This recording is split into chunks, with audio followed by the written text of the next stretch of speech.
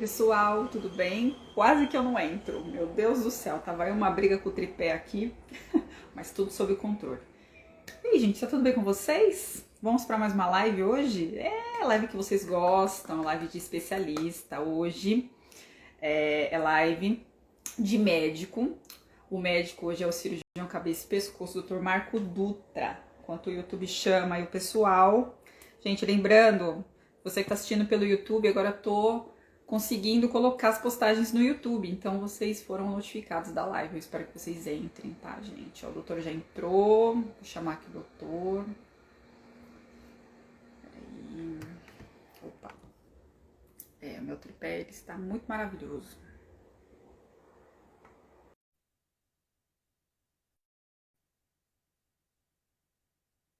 Oi, gente, vão entrando. Olá, Oi, doutor, tudo olá bem? Vanessa, tudo bem? E você? Tudo bem, graças. Bom, primeiro, doutor, obrigada, né? Prazer. Primeira vez que o senhor está aqui na parótida. Sim, Prazer, sim. obrigada, viu? Eu acho sempre uma gentileza de vocês que param um tempinho aí do tempo de vocês para poder trazer informação da parótida, né? Então, eu sempre fico muito, muito, muito agradecida. Obrigada, viu, doutor? Olha, Obrigada Vanessa, mesmo. eu que me sinto honrado e feliz de poder participar aí da live com você no seu canal, no sentido de ajudar com informações aí as pessoas que acompanham, né? Que já passaram por alguma situação, ou enfim, por qualquer motivo possa ajudá-los, não é? Ah, legal, doutor. Obrigada, viu, mais uma vez. Doutor, como é a primeira vez do senhor aqui, se o senhor quiser se apresentar, pode ficar à vontade, tá bom? Ah, tá certo. Bom, meu nome é Marco Aurélio, né? Marco Aurélio Dutra.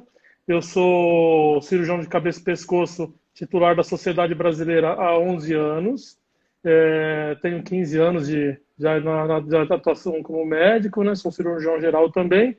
Sou preceptor de residência no Hospital Santa Marcelina, em São Paulo, né? Eu atuo aqui na cidade de São Paulo e no Hospital Santa Marcelina eu presto atendimento, né, às pessoas e também exerço o papel aí de ajudar os futuros residentes de cirurgia de cabeça e pescoço nessa longa estrada aí. Ah, que legal, doutor. Legal. O senhor induz eles aí para cabeça e pescoço. Olha, sempre tem alguns que caminham por esse lado porque gostam aí do que vem, né? Eles sentem-se interessados e sim, vão para cabeça e pescoço.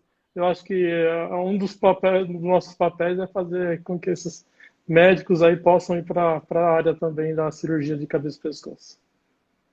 Certo. Bom, doutor, eu estava aqui falando com eles, né, que hoje é o tema que eles mais gostam, que é o humor na parótida, né? Sim, sim. Não tem como a gente, por mais informação que a gente sempre traz, não tem como. Mais informação cada vez mais. Eu não sei quantas pessoas entram aqui em todas as minhas redes sociais por dia falando, Vanessa, eu não sei o que é parótida, não sei, eu só encontrei você, não achei nada, por que parótida não é falado? Sim. Então, por isso que eu sempre tento juntar o máximo de informação que puder para que essas pessoas consigam aí ser direcionadas, né? Porque muita gente não sabe que existe essa especialidade nem de cabeça e pescoço, Olha, né? Assim como eu também sabia, né? e Vanessa, nesse sentido que eu lhe parabenizo mais uma vez, porque realmente assim, é difícil encontrar algumas informações, informações que são fáceis de serem entendidas, né? Especificamente ainda quando a gente fala de um órgão da cabeça das pessoas, a parótida em si, poxa, olha, só tenho realmente a te congratular, né? E que você siga por esse caminho que seus passos aí aumentem cada vez mais aí, possam ser difundidos melhores. Doutor, obrigada, obrigada. Sinto lisonjeada, obrigada. É que eu sei que, como eu já passei, então eu entendo Eu o imagino. desespero, a aflição, Sim, por sim. ajuda, por informação, e eu não tive, né? Então, eu entendo quando eles chegam aí desesperados. Bom, vamos lá. Doutor, primeiro de tudo, o que é a parótida? Perfeito. A parótida, Vanessa, é um órgão ele é um órgão, é uma glândula salivar. A principal função dela, né, no organismo é de produzir saliva, né? Ela fica localizada na face, próximo da orelha, inclusive por isso esse nome, né, que para é ao lado e ótus é a orelha, né? Então, Ah, é? Não é, sabia. né? Então, Ah, justamente o é? nome dela é bem específico, eu já autoexplicativo da localização, né? E claro que a saliva em si não é algo tão simples, ela também participa de várias funções no nosso organismo, né? Então, a parótida, ela produz enzimas que ajudam na digestão, na lubrificação, e por isso ela também tem que ser bem lubrificada, ela também tem que ser bem tratada, né? A gente tem algumas condutas aí que ajudam no nosso dia a dia a manter essa parótidas saudáveis, né? Então, eu até postei nos últimos dias a importância de Sim. beber água para mantê-la úmida, né? Produzindo a saliva de uma maneira adequada. Não fumar, quer dizer, fumar seria algo que a gente se pudesse erradicar da face da Terra, a gente diminuiria tantos problemas, né, cardiovasculares, neoplásicos, mas também o fumo ela diminui a produção de saliva, ela resseca a glândula, ela promove inflamações também. Né? Ah, é, doutor? O fumo ele reduz a saliva, a Sim, produção de sim, saliva? ela causa uma inflamação crônica na região e causam cianodenites crônicas, muitas vezes pouco sintomáticas, mas que ao longo do tempo vão diminuindo a produção salivar. É, eu enfatizei isso porque muita gente acha que a saliva não é tão importante, né? Não é como é algo que todo mundo produz normalmente, né? Ninguém se preocupa, a pessoa só vai se preocupar, só vai lembrar da saliva quando ela realmente ela tem alguma É, disfunção aí salivar, aí que ela vai entender a função da saliva é, mesmo. Mas é interessante é, saber que os fumantes eles reduzem, né, a sim. produção de saliva. É. Doutor, a saliva ela é a principal que armazena a saliva ou não? Tem outras que Não, produzem a mais? gente tem outras glândulas salivares também. Duas que são consideradas grandes glândulas são as parótidas e nós temos outro par de glândulas importantes, são as submandibulares, né, e sublinguais. Essas glândulas, principalmente as submandibulares, também têm uma função importantíssima na produção salivar, não é? E as glândulas salivares a gente tem ao longo de toda a cavidade oral, garganta, né, os seios da face. Então a gente tem milhares de glândulas, também chamadas de glândulas salivares menores. Né? Essas não levam nomes específicos, porque justamente são muitas vezes microscópicas, mas também participam desse processo. Mas como as principais produtoras de saliva em si, as parótidas, submandibulares e as sublinguais.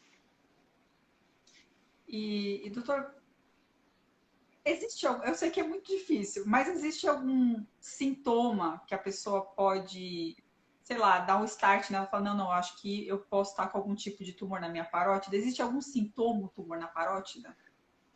Olha, existem alguns sintomas, né? Eu acho que a gente pode chamar até de um sinal. O principal sinal que a pessoa tem um tumor ou precisa ser investigada nesse sentido é a presença de um carocinho, de um nódulo que apareceu na região e que não é normal ter.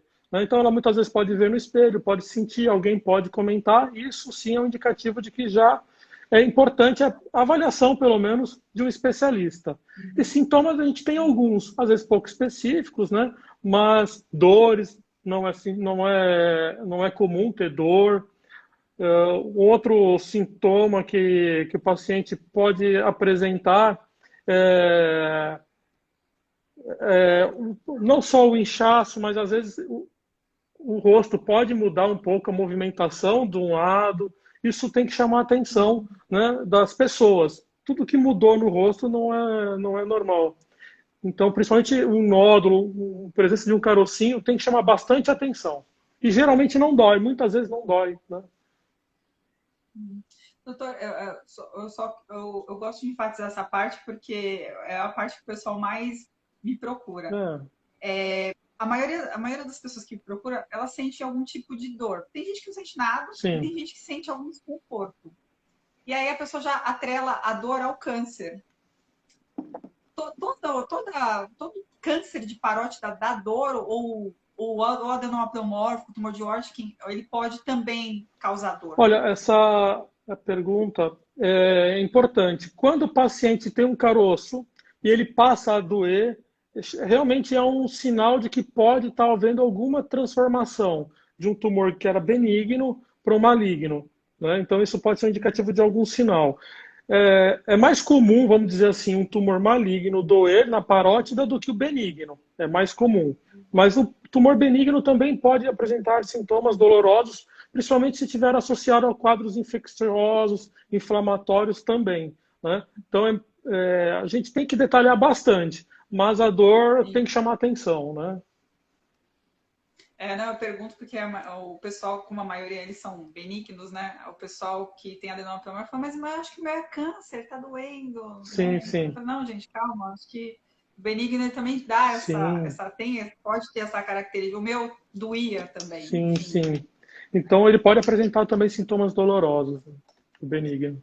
E doutor, uma vez que for, como que a gente consegue diagnosticar o tumor na parótida? Vanessa, o diagnóstico do tumor da parótida, ele envolve tanto o exame físico, né? Então a gente realmente identificar que é na parótida, que fica na região, a história clínica de desenvolvimento de uma massa, de uma simetria que o paciente não tinha. Então esses são exames, é o diagnóstico clínico, né? E claro que a gente tem exames aí de imagens que vão ajudar a gente a detalhar e ver a profundidade, aonde que está ocupando esse espaço, esse tumor.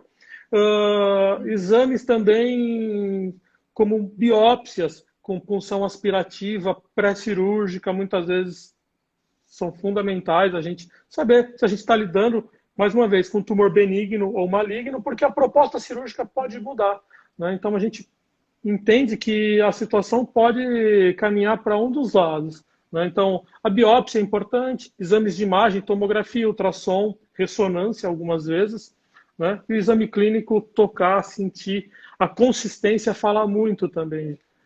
Eu até comento com às vezes, colegas, né? Às vezes não cirurgiões, às vezes clínicos, né? Que eu comento que quando eu sinto, isso eu acho que é bastante comum do cirurgião de cabeça e pescoço, um nódulo com algumas características que às vezes assim, dá até um frio na espinha da gente. A gente já sabe que a gente está lidando com algo que é diferente.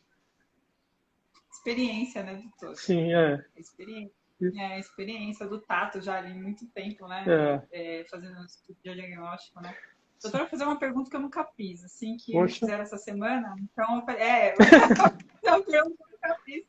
Que me fizeram essa semana, eu falei assim, eu vou deixar para responder na live. E a pessoa está na live, então é bom que ela já. legal, vamos É lá. possível saber que tipo de tumor que é só pelo diagnóstico de imagem? Só pelo diagnóstico de imagem, É. olha, com certeza, assim, com 100% de certeza, não. 100% de certeza. Mas é, se a gente somar a imagem com outras características, tempo de evolução, a consistência, a gente se aproxima bastante né, da informação real. Mas 100% só a imagem, não. Não, né? Não. Olha, já passei por cada uma com parótida. Nossa, acho que da hora que tiver oportunidade eu gostaria Doutor. de contar, assim. Ai, doutor. Então, olha, quando a gente tiver eu vou fazer uma live com o senhor só para o senhor me contar a coisa de É, parótida, porque olha, eu já escutei cada situação de parótida que eu falei, meu Deus do céu. Ai, vai ser legal, doutor. Eu sim, gostaria de escutar, viu? Gostaria, porque é bom que as pessoas também como tem caso de tudo quanto é lugar do mundo, né? Enfim, porque certo. lá no grupo a gente também tem pessoas de fora do país também. Olha só. Então a gente escuta cada coisa, meu Deus do céu, isso existe, existe. E É. cada dia vem uma coisa, uma novidade aí da paródia, tá falando, meu Deus, quando você acha que você já viu de tudo, mas não Não, tem não, jeito. sempre aparece uma novidade aí para gente, para colocar inclusive o cirurgião no lugar, né, com humildade, porque aí quando você acha que está Verdade. sabendo muito, é aí que vem a parótida, por exemplo, para ensinar a gente que tem outras coisas. Né? Normalmente os cirurgiões de cabeça e pescoço, eu sempre pergunto, falo, doutor, você gosta de operar parótida? Eles falam, não, eu gosto, é um desafio, né? É, É quase exato. nervo facial, né, doutor? É, Ele é chatinho, né? nossa, é também conhecida como a cirurgia do nervo facial, né? Então, é uma cirurgia que realmente exige muito, muito cuidado, todas, mas a parótide em específico, porque o nervo facial é um nervo que sai aqui próximo da região do lobo da orelha e ela vai se dividindo. Então, eu até comento, né, que é o homem, o nervo e o aço, né? Então, a gente tem que poder detalhar assim, realmente minuciosamente, com todo cuidado.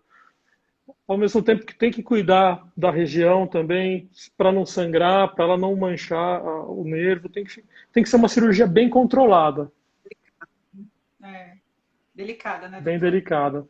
E realmente o desafio, pelo menos a mim, ela me estimula bastante. Ah, que legal, que legal. Doutor, quais que são os tipos de tumor que pode ocorrer na parótida? Os tumores que podem ocorrer na parótida, vamos lá. Então a gente tem, vou falar um pouquinho dos tumores benignos, que são os mais comuns.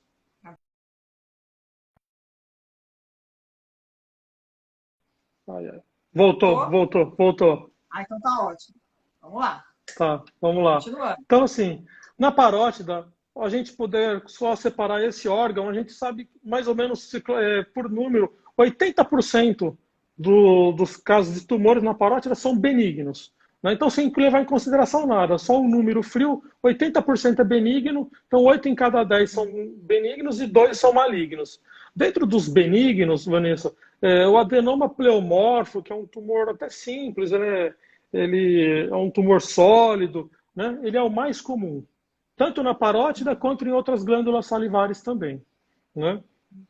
Tumor de Warthin também tem um nome feio, assim, mais difícil, que se chama cistadenoma papilífero linfomatoso. Apesar desse nome, ele é benigno, ele também é o segundo depois do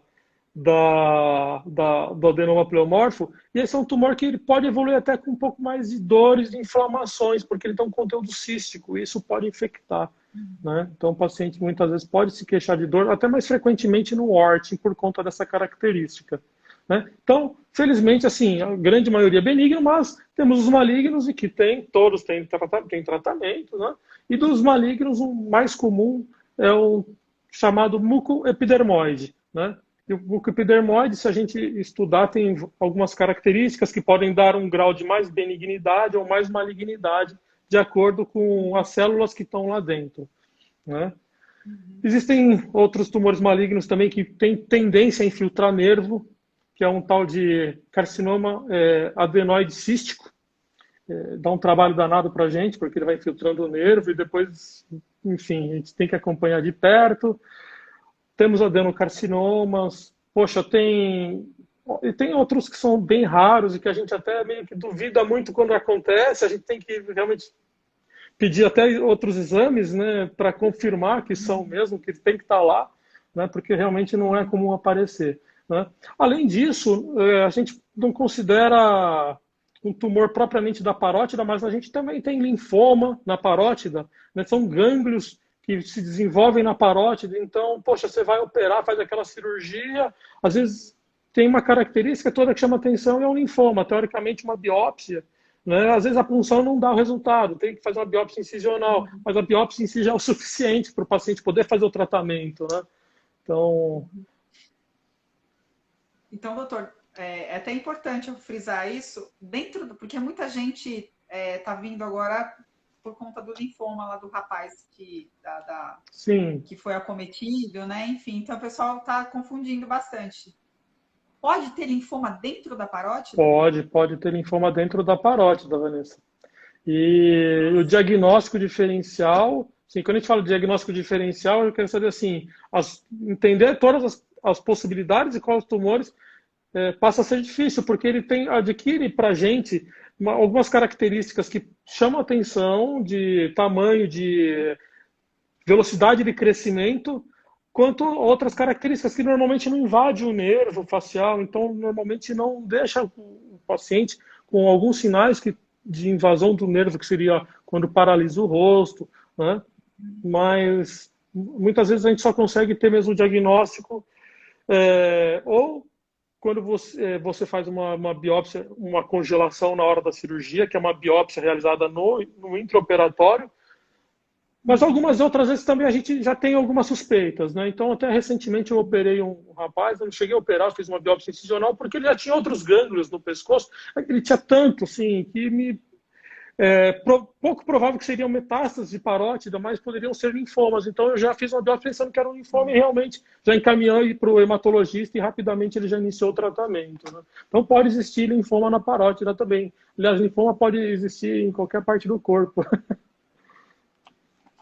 O linfoma, ele é de origem do linfonodo, doutor, ou não? Isso, o linfoma ele é do sistema linfático, né, dos gânglios de defesa do nosso organismo.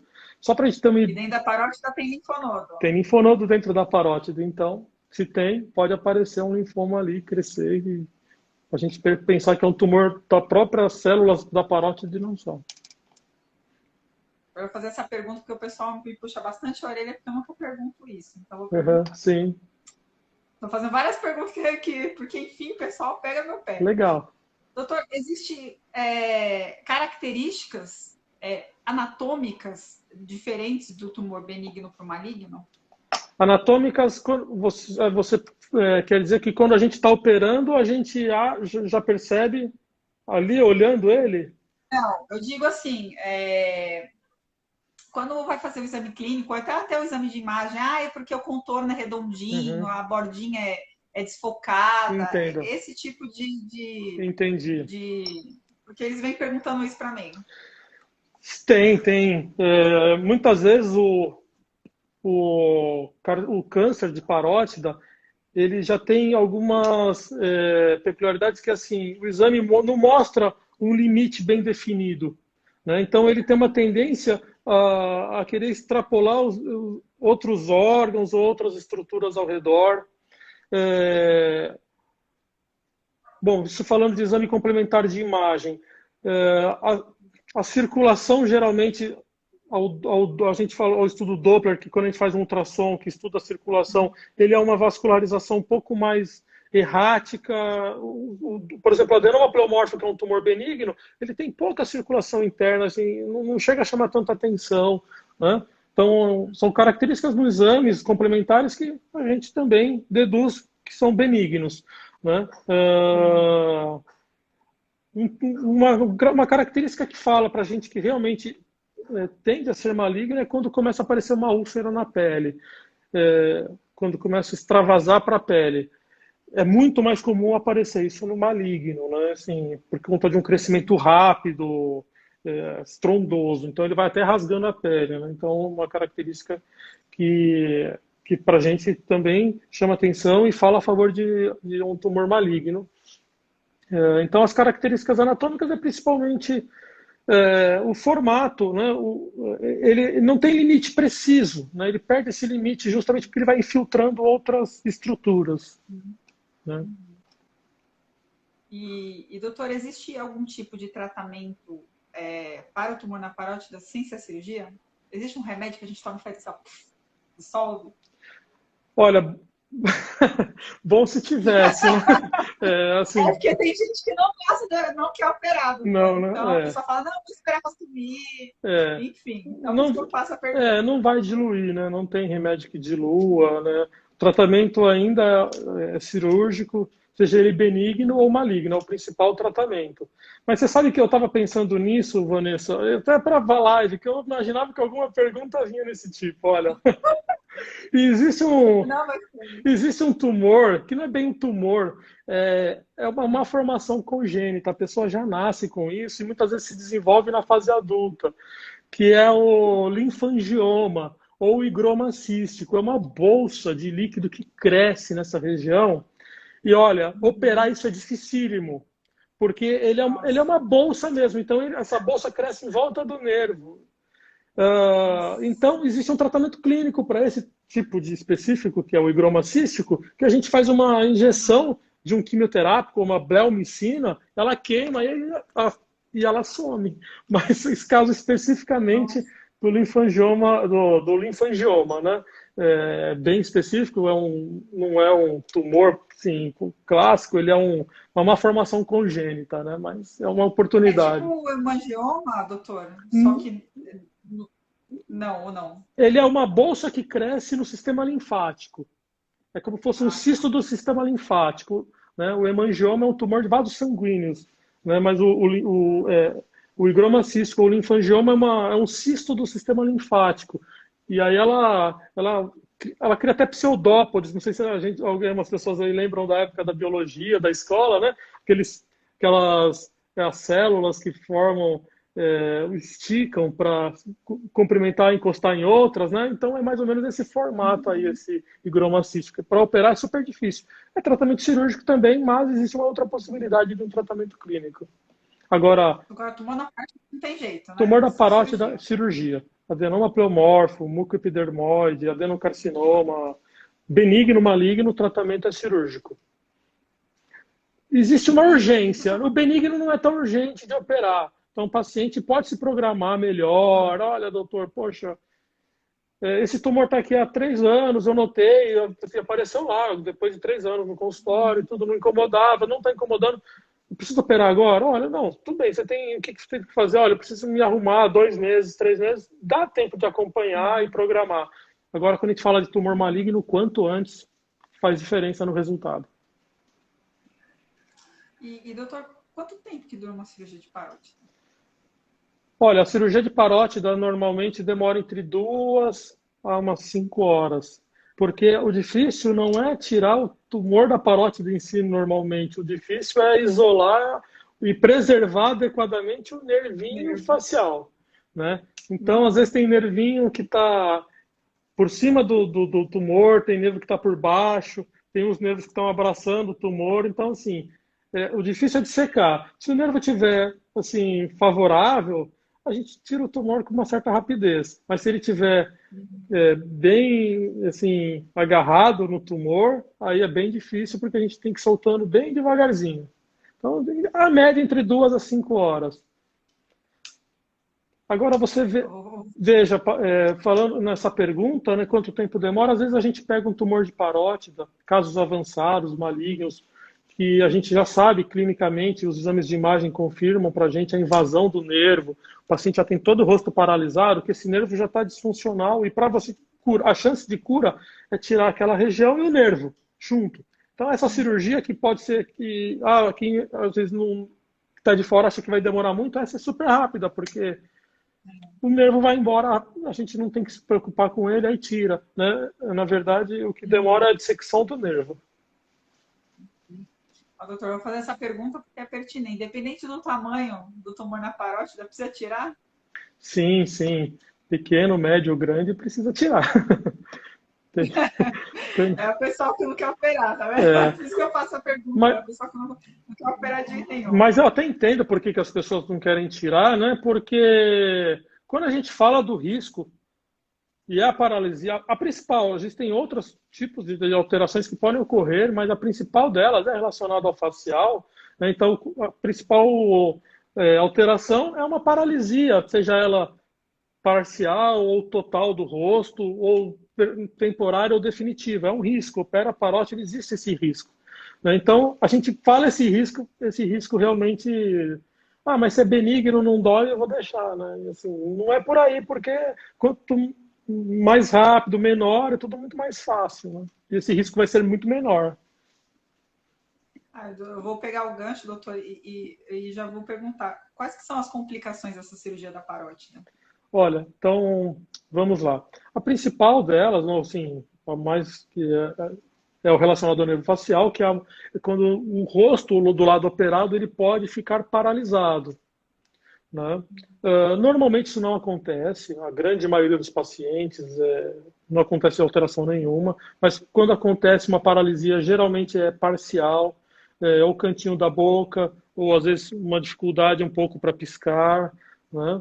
Isso decorrente não porque o nervo saiu, teve que cortar, só porque chegou perto do nervo. Muitas vezes isso pode acontecer. Quando acontece, geralmente é temporário, né? Então é o tempo do nervo desinchar, às vezes a gente entra com algumas medicações no pós-operatório, faz fono, fisioterapia, isso também ajuda a voltar a mímica facial do paciente, né? Mas existe a complicação de que quando esse nervo está afetado pelo câncer, o câncer comeu esse nervo, então a secção tem que ser total e aí a paralisia é definitiva, né? Então essa é uma complicação. Outra complicação, Vanessa, é, é a síndrome, né, síndrome de Frey, quando a gente tem a parótida é bem bacana, ela tem inervações que não participam da. Parótida é bacana para vocês, doutor, que É, olha que tem esse livro de chato, é. mas tá bom, a Então, gente segue a o vida, mas é paci... chato. são fibras, né, autônomas, assim, a gente não tem muito Uhum. controle sobre ela. E então o paciente ele vai comer e começa a aparecer, começa a salivar na região. Isso pode ser até assim, bem, não só incômodo para ele, mas incômodo assim, começa realmente Constrangedor. constrangedor, né? Então, isso ele não tem muito, né, muito controle. Existem depois algumas tentativas de amenizar isso também, né? Infecções na ferida operatória pode ocorrer, então, pus na região operada. Como é uma glândula que produz saliva, eu particularmente eu gosto de fazer um curativo no pós-operatório em capacete, né? Porque eu acredito que deixa uma cicatriz mais homogênea e evita também diminuir a chance de começar a sair saliva por dentro da cicatriz, sabe? Vou fazer uma pergunta disso aí. Isso aí que sai essa aguinha, doutor, ela é seroma ou ela é saliva? Ah, pode ser os dois. Vocês Pode dois? ser os dois, né? Pode ser o seroma. Não, eu pergunto porque várias nomenclaturas, né? Ou é seroma, ou é saliva. Falar, gente, deve ser um dos dois. Pode ser os dois, né? Assim, o seroma se forma no nosso corpo em qualquer espaço vazio que era ocupado por alguma estrutura. O corpo não gosta de espaço vazio, ele vai lá e preenche com líquido, né? E a saliva justamente pode ser algum ducto mesmo que ficou abertinho, né? Muitas vezes não é visível na cirurgia, então ela escapa e não fica ocluída e ela vai sair um pouquinho de saliva na região, que geralmente também é tudo temporário, né? Essas alterações geralmente passam, né? Às vezes a gente tem que funcionar um Existe mais pouquinho. alguma coisa, doutor, que tenha da cirurgia da parótida? Sim, falando de casos um pouco mais graves, quando tem essa úlcera na pele, a reconstrução da pele nessa região também é difícil, né? Então, a gente tem que planejar a reconstrução com enxertos, com partes de pele de outra região do corpo para poder preencher, né? Tumores também, quando a gente fala de agressivos, ele pode invadir estruturas próximas do ouvido, canal auditivo, ósseos, então que também vão levar a outras alterações. Mas esses são cirurgias muito maiores, né? O comum, acho que as principais mais comuns são essas que eu havia comentado mesmo com você. Tá. Eu vou só abrir um adendo, porque eu vi uma pergunta que passou aqui Tá? sobre a síndrome da primeira mordida. Se isso pode realmente existir depois da cirurgia da parótida, né? Uhum. E se ela altera alguma salivação. Olha, Vanessa, é, cada paciente ele pode ter realmente um tipo de uma recuperação, né? E se pode Eu atrapalhar. chamo de esquisitice, doutor. Por aí mais Eu ou chamo menos, de né? esquisitice. Ele nem está acostumado a falar com a gente, é esquisitice. Então, Mas vamos assim, lá. realmente, então, pode ter sim alguma alteração. Acho que agora na salivação, olha, pode. Se a gente tem que tirar o ducto, né, realmente altera, principalmente na região, mas depois é compensada por todo o mecanismo de hidratação da cavidade oral, né, e o paciente vai se alimentar e vai mais próximo do normal, muitas vezes não vai nem lembrar mais que teve esse tipo de problema, né? Mas pode aparecer sim. Doutor, eu vou fazer outra pergunta também, que eu estou fazendo várias perguntas hoje, eu espero que o tempo dê, meu Deus do Vamos lá, céu. vamos lá. Doutor, no pós-operatório da parótida, da cirurgia de parótida, a gente tem uma alimentação que a gente precisa seguir ou não precisa ter alimentação? É livre? Não, não é livre. A gente tem que tomar alguns cuidados, tá? Então, no pós-operatório da parótida, a gente tem que evitar alguns alimentos ácidos, principalmente, né? Então, com tempero, com vinagre, suco de limão, algumas frutas, porque uma estimulação precoce, exacerbada nesse momento, realmente pode levar a complicações inflamatórias pós-operatório, principalmente. Né? Então, depois de um mês, os 45 dias, o paciente, né, vai voltando com esse tipo de alimentação e esse retorno é mais tranquilo, mas evitar, principalmente no início, alimentos cítricos. Né? Então, no próprio pós-operatório, no hospital, vai na prescrição do paciente restrição total de cítricos. Né? Então, essa é uma orientação bem importante. E quanto a alimento sólido, doutor, assim, nos primeiros dias? Pode comer qualquer coisa na alimentação ou não? A gente precisa ter uma alimentação um pouco mais pastosinha. Eu pergunto porque tem algumas pessoas que têm Olha, dificuldade. eu nesse sentido, assim, é uma pergunta bem comum, eu oriento o paciente com relação aos cítricos, sem exceção. Mas com relação à consistência, olha, o paciente tem que sentir muito.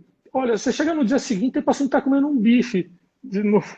E está tranquilo. Outros, passa uma semana e ainda está na base do pastozinho, na consistência do Danone, do batido, e tem mais dificuldade, porque também tem a intubação, né? Então, que pode dar os sintomas de disfagia, que é a dor de garganta, o incômodo de alguma coisa estar prendendo na garganta, né? Então, tem outras coisas da cirurgia que vão fazer com que o paciente tenha uma dificuldade e que não é só a parótida em si. Quer dizer, a gente fala assim, não tem problema nenhum, a parótida pode comer um pouco mais sólido, não tem problema. Poxa, mas o paciente está com a garganta toda machucada, e ficou horas de cirurgia numa posição diferente, porque a cirurgia da parótida, né, não sei se as pessoas sabem, mas normalmente quando o paciente fica operado, ele fica numa posição reta, deitado. Na parótida a gente tem que posicionar com o pescoço angulado, né? Então ele pode ter dores no pescoço também, depois da cirurgia, né? Então, são cuidados que bem específicos do paciente que opera a parótida, né? A gente sempre tem que lembrar isso.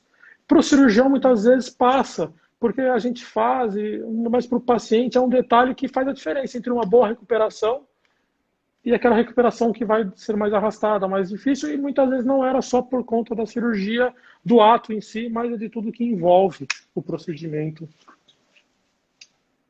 Vou fazer outra pergunta que eu também nunca fiz, doutor. Eu tenho alguns vídeos no canal disso, mas eu nunca fiz para o médico. Então, tem alguma coisa. Vou fugir fora do contexto. Tem alguma coisa a ver o tumor na parótida com o tumor de tireoide? Com a disfunção da tireoide? Não, não tem não. São órgãos diferentes, né? Eu já operei paciente que teve tumor já operei paciente que teve tumor na tireoide, depois de vários anos apareceu tumor na parótida. Olha, são coisas que acontecem, né? Mas não tem relação direta uma coisa com a outra, não. Respondido, né, gente? Não tem relação direta. Então tá bom. Doutor, depois que a pessoa opera a parótida, quanto tempo, mais ou menos, eu sei que isso depende de cada organismo, mas quanto tempo, mais ou menos, que a pessoa pode retomar as atividades dela normalmente? Normalmente você considera não só o trabalho, assim, dirigir, mas atividade física, academia, por exemplo? Também. Uhum. Então vamos lá. O paciente que opera a parótida, no dia seguinte, ele já pode andar no quarto. Muitas vezes tem alta, se estiver tudo bem, dá até para dar alta no hospital no dia seguinte. Ele pode dirigir, doutor, no dia seguinte? No dia seguinte, não. Não porque a gente pensa que não, mas nos movimentos bruscos a gente faz a todo tempo no trânsito e a gente tem que ter um cuidado, né? Porque a gente usa vários materiais para não sangrar, a gente dá ponto interno, algumas vezes você usa clipes ultrassônicos e tal, e dependendo do movimento, da força que você faz, aquilo pode escapar e formar um hematoma, né? Assim, quer dizer, uma outra complicação que eu nem citei, mas é o hematoma pós-operatório, né? Então, assim, dirigir, geralmente depois de uns 15 dias, é um pouco mais tranquilo. Agora, o paciente não precisa ficar deitado o tempo todo em casa.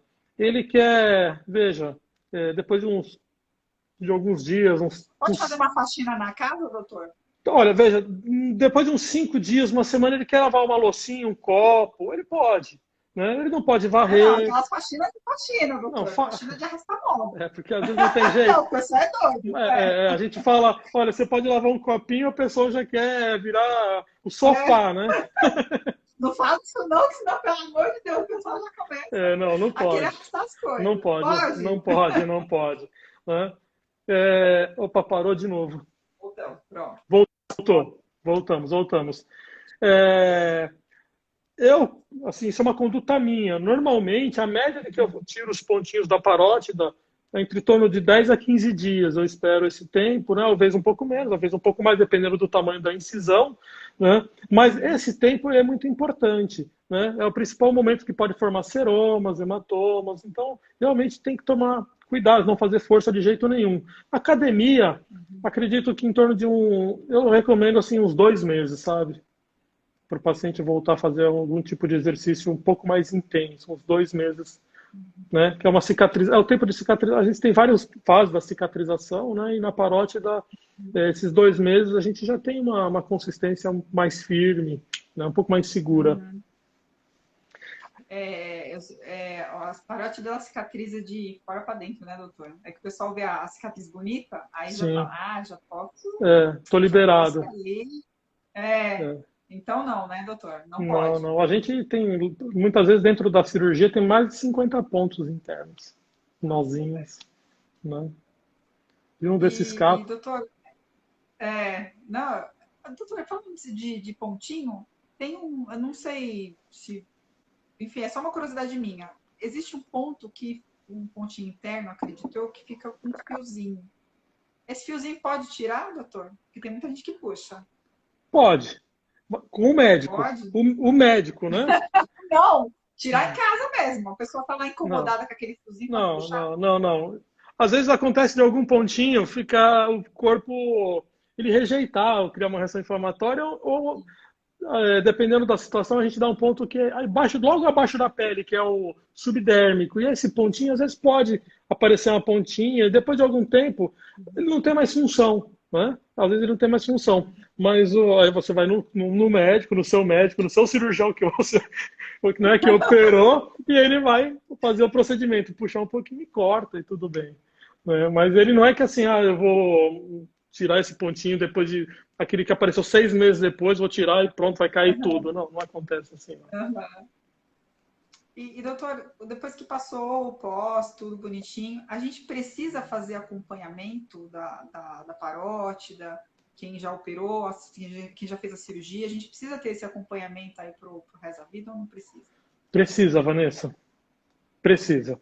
O tumor benigno é um tipo de um segmento que a gente não precisa fazer tão próximo. No começo é bem próximo, a cada mês, né, ver como é que está a cicatrização, fazer um ultrassom para ver se não apareceu mais nada, né, fazer ultrassom do outro lado, porque até 20% dos tumores podem aparecer do outro lado da parótida, quer dizer, operou de um lado, depois de algum tempo pode aparecer do outro, isso a chance é maior de aparecer um tumor na parótida de um lado em quem já teve do que quem nunca teve. Né? Então tem que acompanhar. E o tumor maligno, esse tem que acompanhar bem mais próximo. Né? Então, dependendo do tumor, tem que fazer um tratamento complementar com radioterapia, quimioterapia. Né? Então, depois que está tratado e tudo, pelo menos a cada 3 meses, depois que está estabilizado, tem que voltar a gente fazer exames de imagem porque pode aparecer um retorno, uma recidiva. Né? E aí, se aparece, tudo que é no começo a gente resolve mais fácil. Doutor, para encerrar, eu vou fazer a pergunta que eu sempre faço, que o pessoal adora quando eu faço a pergunta, que enfim, né? Cada médico tem é a mesma resposta, mas cada um tem uma vertente. Por que sai o tumor na parótida? Por que a gente desenvolve esse tumor na parótida? De onde que ele sai? Existe uma causa específica? Por que ele cresce? Olha, a principal causa do surgimento do tumor da parótida, Vanessa, é uma causa genética, uma alteração do DNA das células da região. Né? Um fator de risco que o paciente vai fazer durante a vida e que isso pode determinar o aparecimento de um tumor na parótida, geralmente não está associado como outros órgãos. né? Então, o principal é o fator genético, da alteração da própria célula, né, do material da genética que está dentro da célula dessa parótida.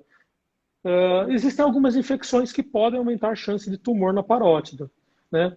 Então, o HIV, por exemplo, é um tipo de infecção que está associado a uma maior incidência de tumores na parótida, né? Então, são fatores de risco, mas o principal é genético, né? É uma alteração dentro do DNA da pessoa. Não tem uma causa específica, doutor. Isso pode só ser a genética, mas não Uma tem. causa específica que a gente pode incriminar, não tem. Né, eu gosto de perguntar isso, porque todo mundo fala, gente, mas de onde que sai esse tumor? Ninguém na minha família tem, eu não fumo, eu não bebo, enfim, não faço nada na minha vida, e de É, onde esse tumor aqui? É por isso que eu gosto de perguntar. sim.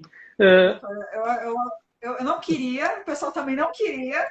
Acho que o senhor viu as mensagens, mas eu tenho que encerrar a live, senão eu vou perder essa live, porque Poxa, já vai dar uma hora, infelizmente. Doutora, eu queria te convidar para o senhor voltar para contar.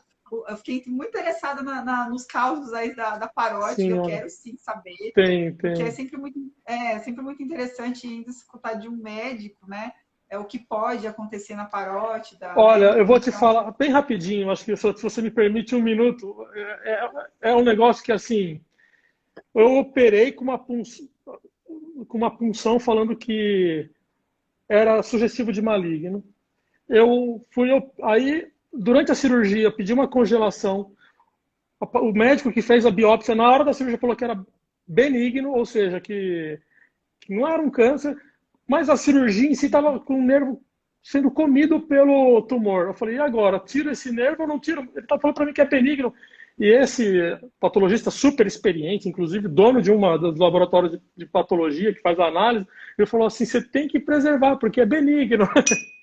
E aí eu chamei nossa, a família durante a cirurgia, né? Me desparamentei, conversei com a família, porque já estavam todos cientes, mas para explicar a situação e falando que a conduta que eu ia tomar era de sacrificar o nervo e realmente, assim, e era maligno, e depois a paciente tratou, fez quimio, radioterapia, mas que assim, quer dizer, nem o patologista olhando o material no microscópio não tinha certeza se era benigno ou maligno. Então, sim, a parótida realmente ela pode ser desafiadora em todos os momentos, né? E essa é só uma das histórias aí que eu passei com essa cirurgia. o senhor sabe, doutor, que o que tem de pessoas que fazem a punção, né, antes da cirurgia e dá o resultado errado, É, não é baixo, não, não é viu? baixo. Tem muita gente que não é baixo. Se o senhor permitir outra live que o senhor puder falar isso, Seria um eu vou tema. muito agradecer, porque o pessoal fica muito aborrecido quando acontece isso, né? Porque fala, até porque precisa fazer função, né? Enfim, já que vai dar errado, não É, faz, vai direto para a cirurgia, enfim. é, Doutor, obrigada. eu que. Obrigada demais. Eu quero convidar o senhor para voltar várias vezes aqui no canal. O pessoal adorou a live, né? O pessoal sempre gosta, porque a informação de parótida vindo de um médico, né? De um cirurgião cabeça e pescoço, para dar um norte aí na vida dessas pessoas é muito bom. Então, assim, eu queria muito agradecer a presença, o espaço, o tempo do senhor, né? Que o senhor veio explicando, tirou um tempinho do dia corrido de um médico, né? Que eu sei bem como é. Então, assim, obrigada, doutora. Eu só tenho que agradecer. Olha, eu que agradeço, Vanessa, o convite. Fico novamente muito honrado de estar aqui com você. Me coloco à disposição para que a gente possa ter outras conversas sobre a parótida, É, né? Então já me prontifico aqui. Agradecer também a todos que estão participando, fizeram perguntas, não é? Fico muito feliz em poder colaborar de alguma forma aí, tá certo? obrigada, viu, doutora? Eu vou abusar mesmo, tá? Bacana, Agora, pode contar comigo.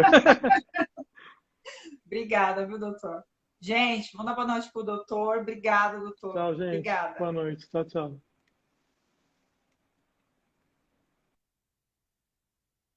E pessoal, gostaram?